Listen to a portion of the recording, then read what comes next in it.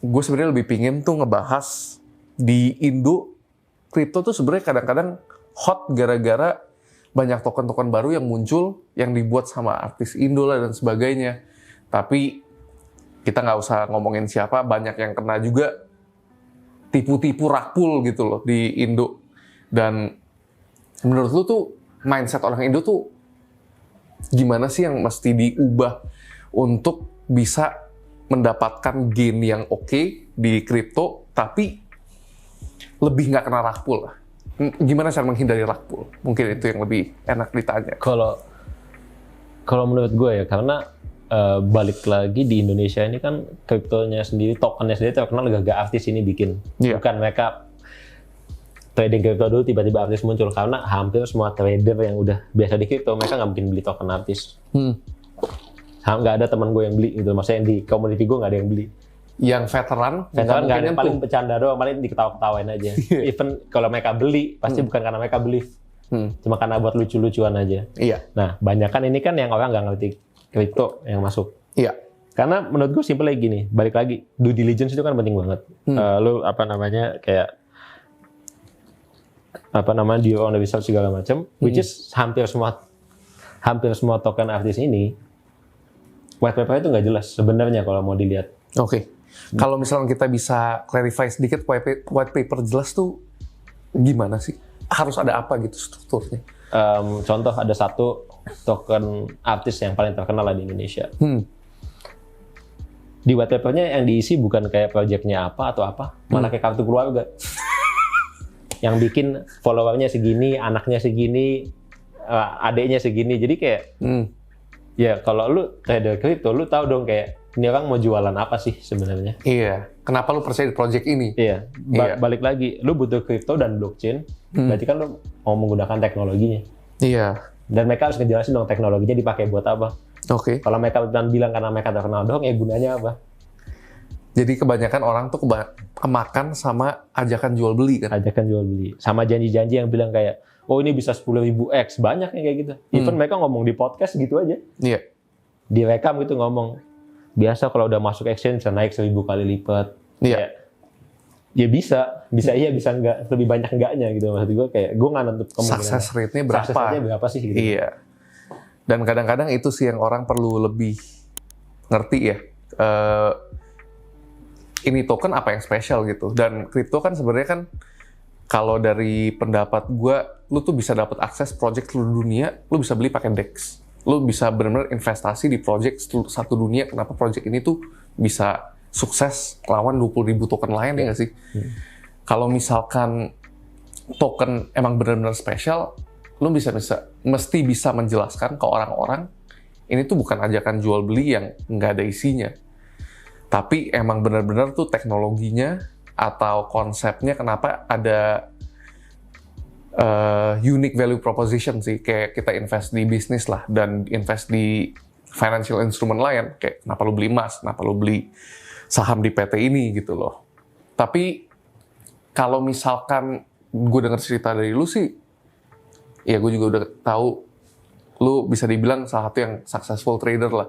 Yang nggak buy high and sell low, yang rugi mulu. Lu udah pernah ngerasain yang namanya tuh 80x, yang menurut gue cuan lebay sih. Sebenarnya kalau misalkan ya kita ngomong, lu kenapa sekarang tuh lebih aktif di dunia ICCA? Kenapa sih lu mendirikan ICCA itu? Kalau boleh sharing sedikit. Karena ICCA itu muncul sebenarnya karena waktu itu banyak banget dari pemerintah dan perdagangan bingung mereka harus ngapain dengan fenomena kripto ini. Zaman 2021 sih, tahun lalu. Tengah tahun itu pajak nggak ada, peraturan nggak ada, token bikin artis-artis bikin token banyak banget berantakan semua. Sebenarnya mereka nyontek di luar negeri sih. Even di luar negeri kan banyak kalau ada regulasi regulasi, sama satu lagi artis-artis di luar negeri pada nge-shield token-token. Kayak waktu itu Floyd Mayweather pernah nge-shield NFT kan, terus akhirnya rakpul juga. Rakpul. Terus sebelumnya dia 2 kali tuh si Floyd 2 kali. Yang satu lagi namanya EMAX, Ethereum Max.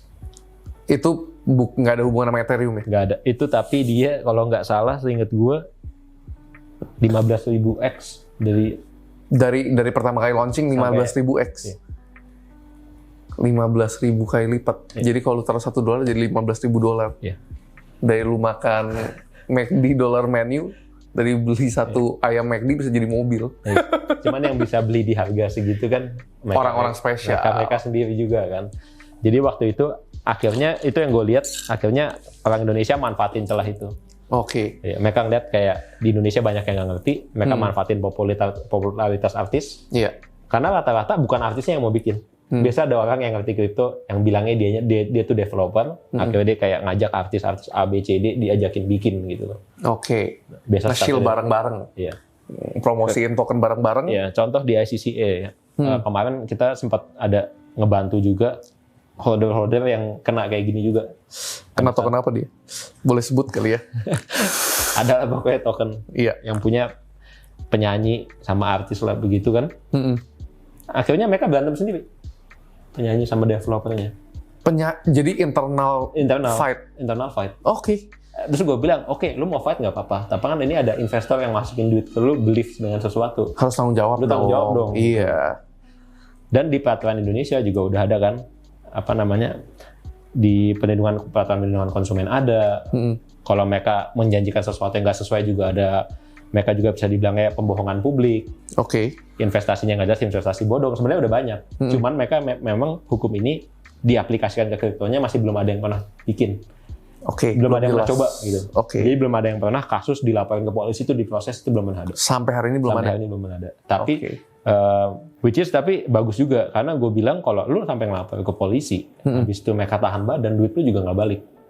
Mending lu settle for kayak refund atau apa itu kan lebih santai. Seenggaknya balik duit gitu ya. Seenggaknya balik duit, mau balik ke 70-80%. Nah itu kita udah ada dari kita bulan April itu udah ada 3 project yang sebenarnya waktunya udah dari sebelum ada ICCA itu kita bantu.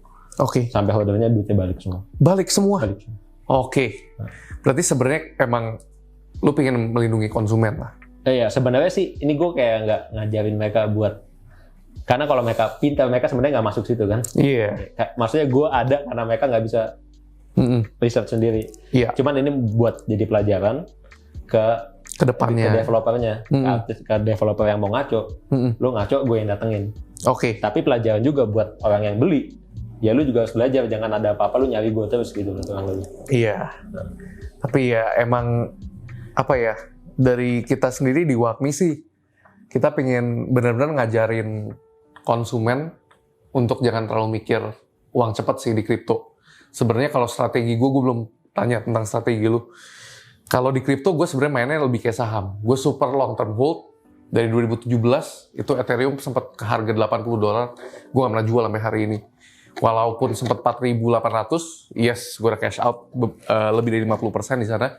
Tapi Ethereum harga 80 tuh gue masih ada. Dan gue rencana sih nggak jual mungkin sampai benar-benar ada katalis yang bikin gue nggak percaya sama projectnya lagi sih. Dan apalagi bear market sekarang, ini Ethereum minggu terakhir udah 100% ya, gara-gara the merge. Itu ntar kita bahas juga di podcast lain.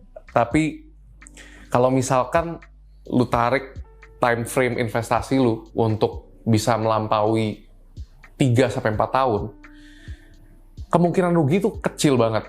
Jadi kalau misalkan rugi, jangan cut loss. Emang susah. Tapi gimana caranya lu bisa nggak cut loss ya, jangan main pakai duit. Jangan main pakai duit panas, ya kan? Yang lu benar-benar invest, udah lupain aja. Kita lihat dalam 2-3 tahun, itu kemungkinan besar sih kripto nggak akan mati. Kalau tokennya bener. Top 10 lah paling aman. Jadi, kalau saran dari gue sih, secara investasi, not financial advice, kalau mau contoh cara gue investasi super jangka panjang. Tapi, jujur, kita berdua juga ada main dijen-dijenan gitu ya. Lo leverage gitu tapi masih ada main ya? Leverage masih main. Itu buat happy aja lah, maksudnya kayak kadang-kadang kan kalau trading lagi kayak order book kayak tipis gini kan nggak ngapa-ngapain, bosen juga. Iya. Yeah. Ya biasanya sih cuma buat isi bosen aja sih kalau leverage trading gitu-gitu. Cuman yang banyak kejadian orang mulai ini yang kacau ini adalah mereka mulainya dari token-token gak jelas, dari token micin. Dan mainnya leverage. Pokoknya udah rusak lah. Mereka kebayang mimpi yang dimana tahun-tahun sebelumnya 2021 itu kan banyak banget token yang kayak 15.000x, 20.000x, pokoknya yang rusak-rusak gitu banyak banget. Kayak Safe Moon, Bonfire itu kayak wah banyak lah pokoknya yang kayak gitu, yang kayak yang early bener-bener kayak ada yang masuk $5 terus tiba-tiba keluar 400.000 US kayak gitu. Tapi itu kan satu dari berapa ya, itu gitu makanya kan. ya. Gue bilang mereka kan kebayangnya itu. Iya. Yang mereka bayangin. Sedangkan itu yang mereka terlalu melebih-lebihkan apa yang mereka bisa achieve dalam 1 minggu, tapi mereka lupa sebenarnya kalau mereka steady trading kayak 4 tahun, setahun mereka misalkan bisa plus terus, even kayak daily bisa dapat 1% aja kan udah tinggi banget sebenarnya. Iya. Nah. Daily 1% itu setahun lebih dari 400% kalau compound daily ya. Iya. Tapi oke, sebelum kita tutup, kita tadi udah mulai masuk ke topik terakhir juga. Kripto lagi bear market gini, lu ngapain sih bro? Kayak lu ada strategi apa nggak sih? Kayak lagi bear market strategi lu apa? Salah satu bear market yang kali ini kan ada 2 efeknya. Maksudnya di efek sama 2 hal. Iya. Inflasi. Iya. Gara-gara pas COVID kemarin money printingnya berlebihan, which is kayak 80% of circulation di printingnya 2 tahun terakhir, jadi udah nggak make sense lah sebenarnya. Iya. Yang kedua Luna. Iya, Luna collapse. Stablecoin, algoritma stablecoin. UST kan, UST jebol. UST jebol, di-pack, dan itu yang bikin kepercayaan orang ke kripto hancur lah istilahnya. Iya. Dan akhirnya kita ngalamin sampai Bitcoin di bawah 20.000 USD lagi. Iya. Kemarin itu. Itu mungkin salah satu hal yang memang kita harus lewati di dunia kripto ya. Iya. Istilahnya kan USD ini kan mereka mencoba sesuatu yang stablecoin tanpa ada jaminan. Iya, benar. Mereka mau coba tapi mereka gagal. Oke, banyak orang rugi, tapi kita dapat pelajaran satu di situ. Nggak semuanya bisa dibikin. Iya. Kripto nggak bisa dipakai di semua hal lah. Iya. Cuman bisa dipakai certain things. Jadi ya itu balik lagi.